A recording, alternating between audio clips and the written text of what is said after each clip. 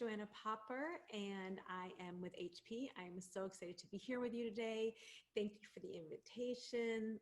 And today I'm going to talk to you about virtual reality. So I'm going to do a screen share and pull up some slides, and we will get right into it. So I have been with HP for 2.5 years. Our initiatives around virtual reality for location-based entertainment and now our go-to-market initiatives. And so I'm going to be talking to you today about virtual reality around the world. And it's a really, really exciting topic and can't wait to be talking to you about it. So my contact information is listed there. You can reach me at my phone number and my social Twitter. So feel free if you have any follow-up questions to let me know. Okay, so most of you know HP. This is actually our 81st anniversary. For anyone who doesn't know us, we were founded in Silicon Valley, our two founders in a garage creating technology for Walt Disney for the movie Fantasia. So ever since then, we have been focused on inventing and reinventing technology and the future. Make sure this is in the right mode. There we go. That's what I wanted to do. Okay. And so for us, we see virtual reality as the future of computing. And so we're creating that future. And so that's what I'm going to be talking to you about today. So some of you may have questions about what is virtual reality, what is augmented reality. So we'll jump into that.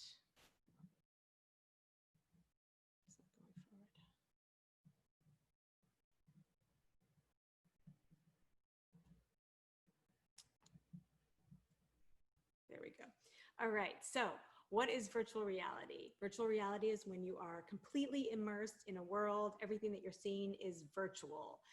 Augmented reality, on the other hand, is when there's two types. There's head-mounted display augmented reality, or there's mobile augmented reality. And so in head-mounted display, you would put on glasses like you would for virtual reality, but those glasses allow you to see the outside world as well as the virtual world or the augmented world.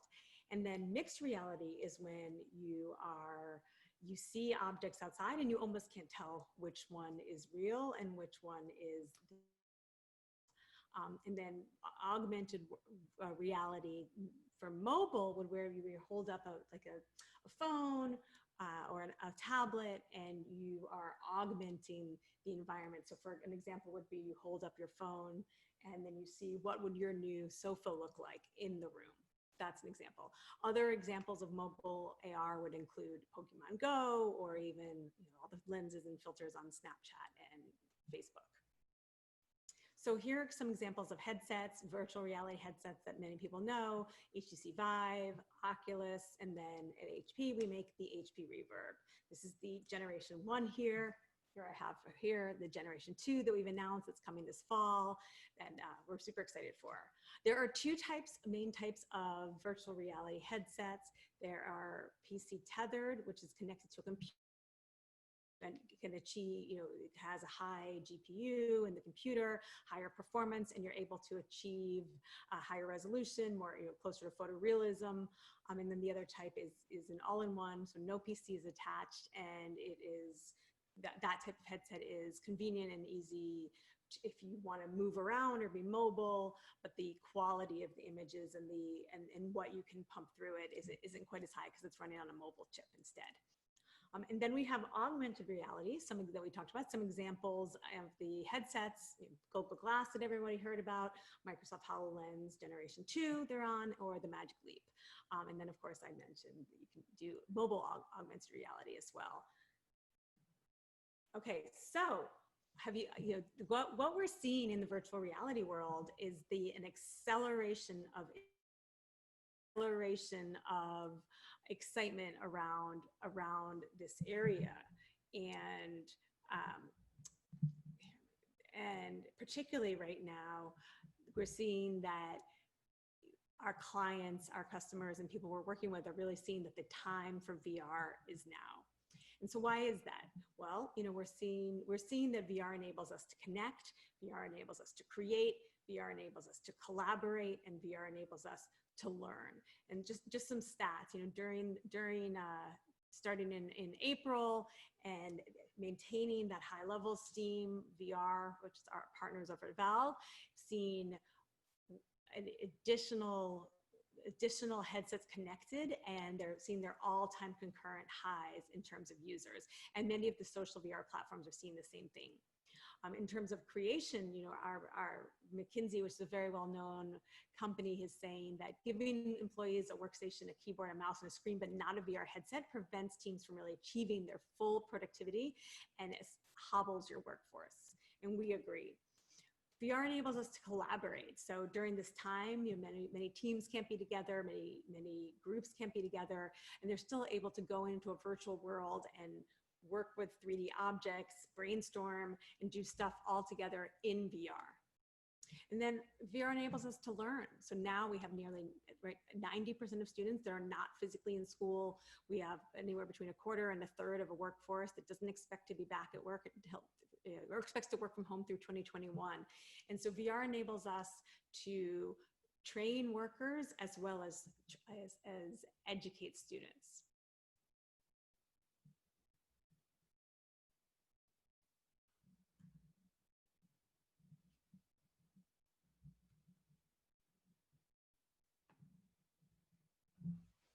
So what do we focus on at HP? We see that VR provides tangible ROI for businesses. And the types of businesses that we're focused on are around healthcare, architecture, engineering, construction, product dev, higher education, training, and location-based entertainment. And I'm going to talk to you about a little bit about each of these. And so, I mentioned that we're seeing acceleration of interest among our clients. We're seeing people spending more time in VR than ever. We're seeing all-time and concurrent users for most VR apps. And we're also seeing really strong growth projected for 2020, where we are now, and heading into the next 2 years. So double-digit growth across VR for learning, for connecting, for creating, and for healing, which is another area that we focus on. And so I mentioned that VR really works for our ROI, and we see use case for all types of business. So just some quick numbers. For training, we see people using VR because the median recall for when you have an immersive head-mounted display is so high. So here's an example. If you read a book, you retain about 5% of what you read. If you listen to a presentation like this one, you'll retain about 10%. So you have to decide which 10% you want to listen to. On the other hand, if you experience something, if you learn by doing, you tend to retain about 75%. So that's a huge difference. And one of the reasons and in VR, you tend to learn by simulating. So you're actually having the experience of doing whatever that training is. And so that retention ends up being really high. In architecture, engineering, construction, and product dev, we see fast design iterations that use this full scale visualization, or they use the full axis of 3D. And that 65% of architectural firms say VR is critical to win projects. And then in healthcare, we see lots of use cases. And again, retention is incredibly high. So the study said that the retention rate for a year after being trained in VR is about 80%. So now you think about working with a doctor or a nurse, don't you want that really high level retention rate? So a couple of examples, a couple of areas that we're seeing really strong use cases. So in training, we see communication skills, we see high-risk situations like military or first responder, we see safety, and we see maintenance. So I'll give an example. A safety example could be an oil and gas environment where, or it could be even a hot kitchen, or it could be, similarly, military first responders, it's a different type of safety and risk, but where you see that it would be unsafe to put somebody in that environment that wasn't practiced, that hadn't done the simulations. You know, our former Secretary of Defense in the United States actually used to say that he wanted to put the soldiers into a 20 bloodless battles, and because, you know, give them the highest percentage chance of coming home safely. And what better simulation for a bloodless battle than virtual reality? So we see oil and gas companies, we see welding, I mean, we see all sorts of companies using VR for training because it creates safer environments, it saves them money, and increases productivity and is very efficient. So this is one of the primary use cases that we're seeing for virtual reality. Training is one that has been taking off in a big way and continues to do so. And then on the communication skills, we see examples like, you know, skills at work, like a diversity inclusion training or a sales training, where it may be uncomfortable to do that role play with another person. Doing that role play in virtual reality is something that people has been proven very effective. So some other examples for architecture, engineering, and construction. You know, we see design visualization or development workflows, where here's an example. So at HP, we were building our new office in Houston and built out that office in virtual reality. And so as they were doing that, the architect and the construction and, you know, the interior design could come together and see what it was going to look like and make any changes that needed to be made ahead of time. And by doing that, they're more likely to have a final product that everyone is on board with, you know, which decreases the amount of changes that have to be done, which saves money, and it means less time has to be spent building. And then after we built our building,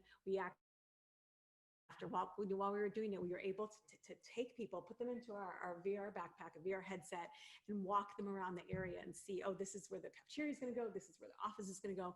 And it was just a really, really powerful experience to have people see that future.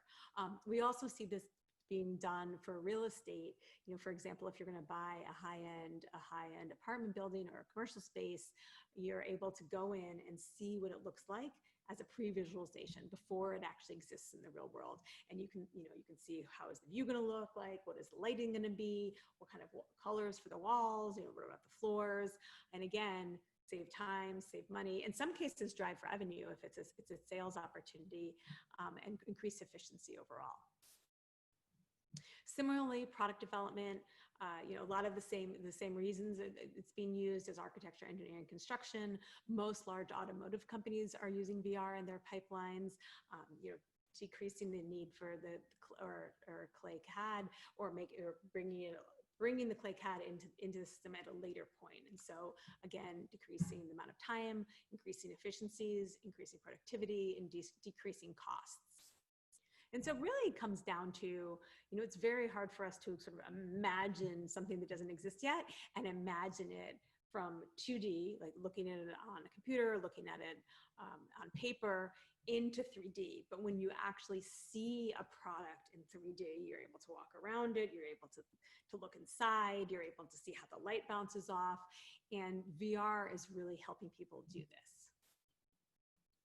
Healthcare is another big use case. We see people using VR for surgical planning, for medical education, even for therapy and wellness. So, you know, I mentioned earlier about some of the statistics. You know, there's always new types of surgical tools, new types of machines and things that are used in surgery, and so the doctors and nurses are constantly being trained on the new tools, but you know, the retention tends to be very low, and so but being trained in VR really ups that retention, and that ended up with, you know, more successful surgical surgeries, and, you know, better outcomes for patients and decreased costs as well. And surgeons and nurses that are able to be trained in VR end up shaving off about 6 minutes from the surgery, which can have huge ramifications in the end result.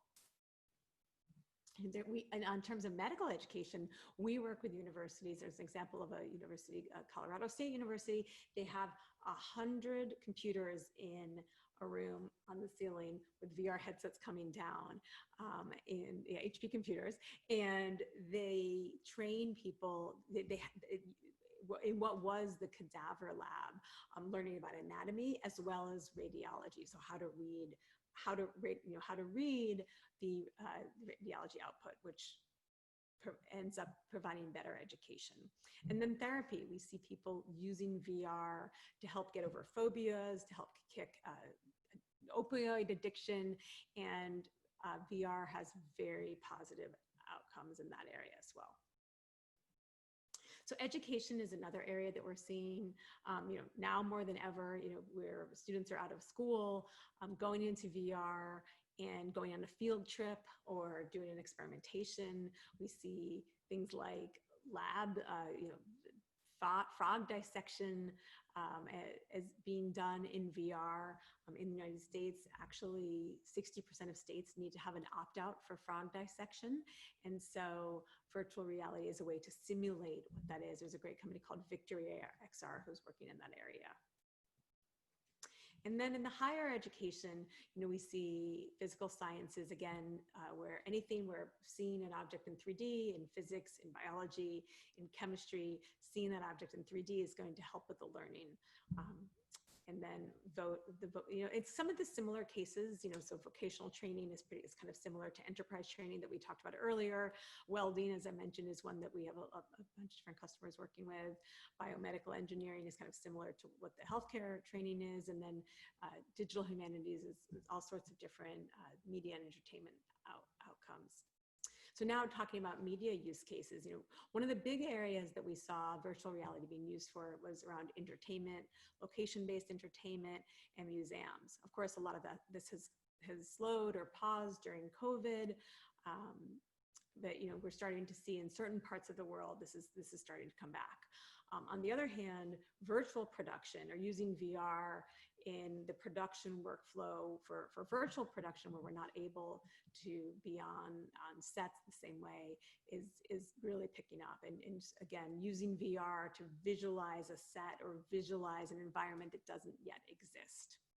And then social VR has had a real renaissance, or real surge during this time period where people are looking to connect with others and be together with others. And so applications like AltSpace or VR chat or big screen are all really, Rick Room are having interesting times now where, all-time concurrent highs, where you're able to come in as an avatar, either, in some cases the avatar looks kind of like you, in some cases, you come in as a hot dog or a mushroom or a microwave, completely probably not what you look like. And you get to interact and be with people in a way that, is just not possible right now.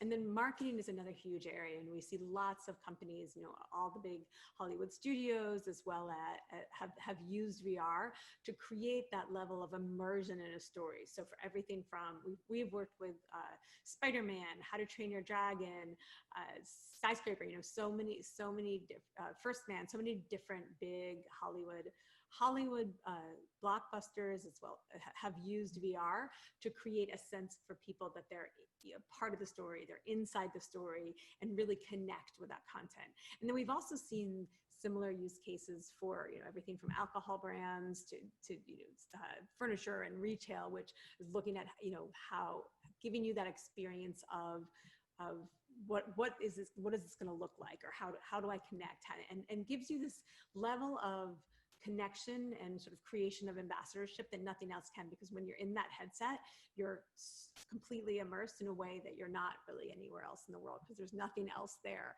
just the VR content you're being exposed to. So from HP, some you may be wondering, well, what is HP's role? We make VR headsets.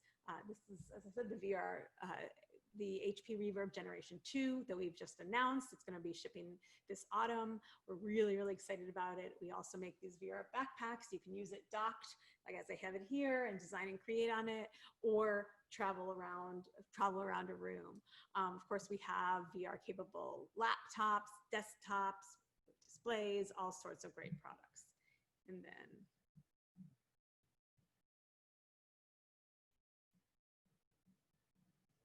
share.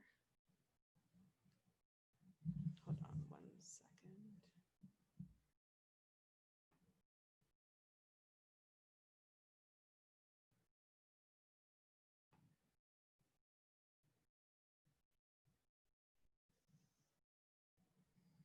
Share this video. Just stop sharing 1 sec.